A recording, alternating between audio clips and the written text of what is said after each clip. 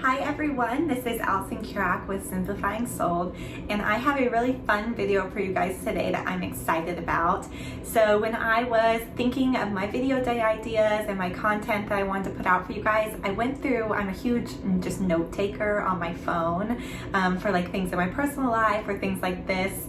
There's probably a better way to organize it. I probably should take another lesson from myself in that, but I was looking through some old notes and I found a list of lessons learned that I had made for myself probably about a year and a half after I'd been doing this full time, being a full-time TC.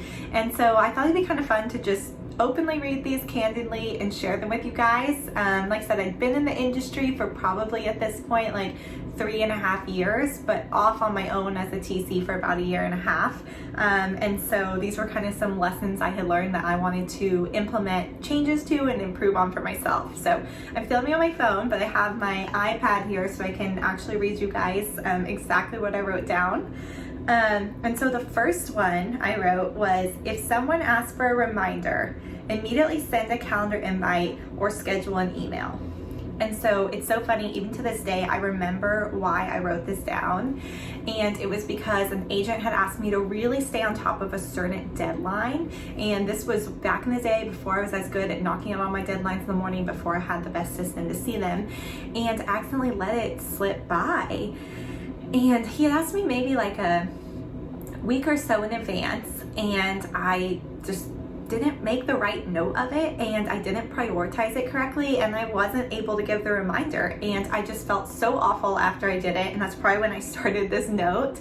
And I thought, okay, if someone asks for, next Tuesday, can you remind me about this? Let me go ahead and just schedule an email. It's just a little reminder email to go out to them, right? Great idea, simple, can do it in a minute right there. Or adding to my task list, just immediately adding it for that day, writing it down and marking it as a high priority item. And I can even leave little notes for myself now, like if I have it tagged as high priority, like agent specifically requested, or agent requested reminder on this date for this. That way when I see it, I'm like, oh yes, because it may not seem like a high priority to me if I'm just going through all the files. I'm like, okay, no, the agent specifically asked for this. They really want a reminder. They really want me to stay on top of it. That's why it's on there. Or also just go ahead and send a calendar invite. Sometimes when agents ask me for reminders on things, I'll send them a calendar invite for that day so that it'll pop up at the top of their calendar that day and they'll have the reminder automatically. So all kinds of different ways you can give the reminder or pre-set up yourself for success to make sure you don't forget it. But don't just put it in the back of your brain and think, oh, it's on the checklist. I'm sure I'll remember it that day. So immediately setting up something in place, preferably sending out a calendar invite or scheduling an email or having a really high priority and clearly marked task on your checklist for that day so that doesn't get missed. Okay, my next one was, consider scheduling deadline email reminders at the beginning of each transaction. So this is something I have not put into place. I think, like I said, back then I wasn't as good at staying on top of my deadlines first thing in the morning. Now that is literally the process I live and breathe by, and I'm always preaching out to you guys, I don't have an issue with that anymore, so I don't think that's something I really want to implement. And my main reason for that is not a lot, not very frequently, but sometimes the deadlines do change. They move forward or backwards on the dates, and it just less brain power for me to have to remember, oop, I already have that email schedule, I need to make sure I change it. Or maybe if the deadline moved up for some reason somehow, I'm gonna have to go backtrack on the email that was already sent out. So even when I have like my highest volume of files, it never takes me more than like 20 minutes to run through all my deadlines really quickly in the morning.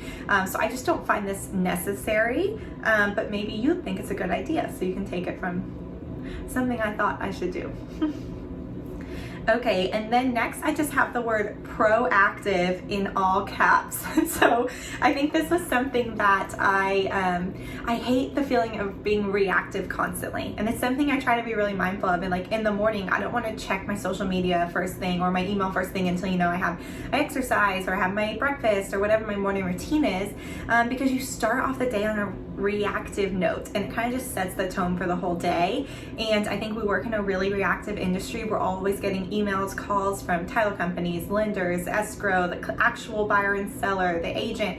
And so it's just always reacting makes you feel like you're not actually getting anything done.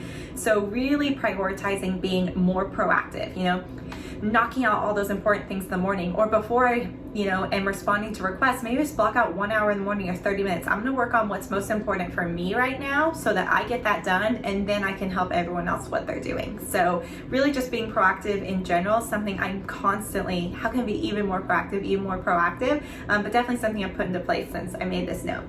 So, okay. And another note I had underneath that, a sub note, was that it also helps eliminate distractions. So like if you're getting everything done, or at least staying on top of the most important items, you're way less likely to get those interrupting texts and calls. Hey, was XYZ done yet? Hey, did you get a response from XYZ? Hey, has this been done? Etc. That can really kind of upset your workflow. So if you're on top of everything, one step ahead of all the agents or other people in transaction, they're not going to be following up and asking you for stuff and interrupting your workflow. Okay, and my next note I thought was really funny is I actually wrote, calm down, it's not NASA. So I think it's a little bit of a joke, but I would stress myself out so much, and I'm still really guilty of this, and I think all TCs are the same way, but other people may not see it that way, but we really care. It may not seem like it because we're hiding behind emails, or it may seem like we're hiding behind emails, we're just doing computer work, looking at paperwork, but most of us, we really care. I really care that the buyer closes on time and gets their new home. Like, even though I may not have control over all those aspects, I really care that they got a great offer and they're so excited that the seller is, or that they are really happy at the end of the day, because the happier our clients are, that's better for the agents and that's better for us in terms of more business. So even not thinking selfishly, I just really care, like for my agent's reputation, for my reputation, for the happiness of the clients and everyone involved. Like, I really do care about the transaction. But what I've kind of told myself is some things really are out of our control as a TC, even as an agent, even as a buyer or seller. There are crazy external circumstances that can happen all the time. So really, as long as I know I have done everything in my power, and if it's outside my power, maybe I've escalated it to the agent, hey, I'm really concerned, we haven't heard about this yet, just letting you know so that they can take the next steps, because at some point it is out of our control. And then knowing, okay, I did everything I can to make this work, or I did my part as best as I could, and then just kind of makes it easier to sleep at night that maybe the transaction wasn't able to get to closing, but it's no one in particular's fault and it has nothing to do with what you did. Everybody tried their best. So really just calming down, and the best way I found that is by knowing I did everything I could. I followed my checklist, I followed the protocol, and anything else is outside of my control. So still working on that. Definitely probably my least thing I've been able to conquer on this list. Okay, my next one is all request tasks handled that day in all caps. So I think I have a couple examples of when this has happened. Maybe an agent, this kind of goes back with the reminder thing that was first on my list. Maybe an agent sent me a text, hey, can you do XYZ? Or can we get this taken care of today or as soon as possible, whatever. Well, I guess in this instance, they don't say today or as soon as possible. It's kind of up for interpretation. Like, hey, can you make sure XYZ is done? And to me, that really may not be something that's a priority. And I have one of those overwhelming days, like I just made a video about, and it's just like, okay, that can happen tomorrow. But I learned that if someone specifically requests something from you, like the agent takes time to text you or call you and ask for something, or during your daily, weekly, or whatever meeting you're having with them, they specifically ask for something, it's really important to get it done that day, because it's obviously important and top of mind for them. Even if it's not technically an urgent task, it's obviously important to them. So that's kind of a lesson I've learned. If someone asks for something, just make sure you get it done that day. If it's not super ASAP urgent, then maybe you do it like towards the end of the day or just when you have some extra time, but making sure you still get it handled that day so they know that you're listening to them and their needs. Okay, my next one is add everything, all caps, to checklist task. So this is something I also touched on in a recent video, is like sometimes I think my friends would laugh if they're watching this video who've come to my home office. I'm like a sticky note hoarder, because when I get on the phone, I'm so guilty of grabbing the sticky note. I should probably remove them off my desk and writing a really quick note down, or having a notepad next to me where I'll make like, oh, this is kind of the outline of schedule I want to do for a day. And I've tried to move that over to electronic, but my sticky notes I'm so guilty about. And then sometimes they'll feel like I have 10 sticky notes over here that I need to do something with, 10 text messages, 50 emails, then my actual checklist has 50 items, and it's like, oh my gosh, I just feel like there's so much going on, I don't know where to begin. And so something I really actively try to do, and I've definitely gotten better about, is just adding everything immediately to the checklist. If the agent asks for something, or they just bring up a note for the file on your phone, I'm gonna note that, just go ahead and note it, electronic in the file or paper file, whatever you're using, just put it right in the file. Don't make a bunch of separate sticky notes that are gonna clutter your desk. And you're gonna be like, oh my gosh, I totally forgot about that if you come back to it later. If you use electronic system for notes or paper system, whatever it is, when someone calls, just add that to your checklist or add that note away automatically where it's supposed to go. It will save you so much time and stress later, and it'll make you way more organized. Okay, my next item was pay attention to lease backs. So basically, seller's temporary lease. Not as much now, but the market was super hot.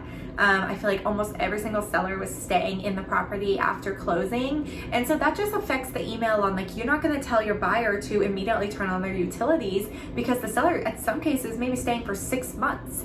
Or whatever the case is. So really watching that on my emails and to making sure I'm communicating correctly in terms of keys or utilities if I'm asked, or kind of just any of those kind of details. So definitely something I think I've gotten better about, but I do want to work on some templates specific to those so I don't have to edit my other templates. Okay, and the last item I wrote on this list was more ownership with new construction. And so this is something that I was kind of guilty of and had a hard time with, and I don't know if you guys can relate, but a lot of times with the big builders, they really communicate a lot with just the client, or maybe they'll loop in the real estate agent, but they have a hard time remembering to also loop in TCs, extra people like that.